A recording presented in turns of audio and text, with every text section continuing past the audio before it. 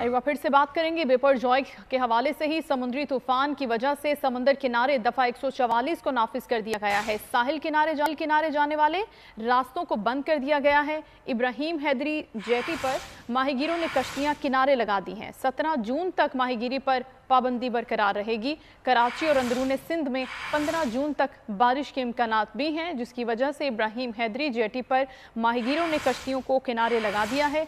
कोई भी माहीगीरी नहीं होगी। 17 जून तक माहीगीरी पर पाबंदी बरकरार रहेगी। खुर्रम गुलजार से मजीद अपडेट्स हम लेंगे। जी खुर्रम।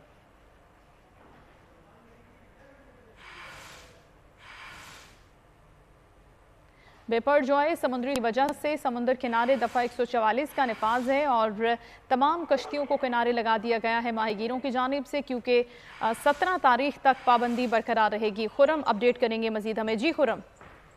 जी बिल्कुल, ये वापस जो है समंदरी तूफान का मामला है। समंदर के जो जितने भी कराची समेत उनके समंदरी किनारे हैं, इन पर दफा 144 नाफिज कर दी गई है। साथ ही कराची के साहिल पर जो है वो दफा 144 नाफिज है। साथ ही सीवीओ को जाने वाले तमाम रास्ते जो हैं वो उनको बंद कर दिया गया है मुकम्मल तौर पर। साथ ही पुलिस की इसमें इजाफी नफरी और ट्रैफिक पुलिस एहलकारों को तैनात कर दिया गया है। साथ ही इब्राहिम हैदरी जेटी पर भी माहीगीरों ने जो है वो अपनी कश्तियां समंदर किनारे लगा दी हैं और 17 जून तक माहीगीरों को समंदर पर जाने पर पाबंदी है। साथ ही इब्राहिम हैदरी खेती बंदर और जाटी ठीक है, बहुत शुक्रिया आपका।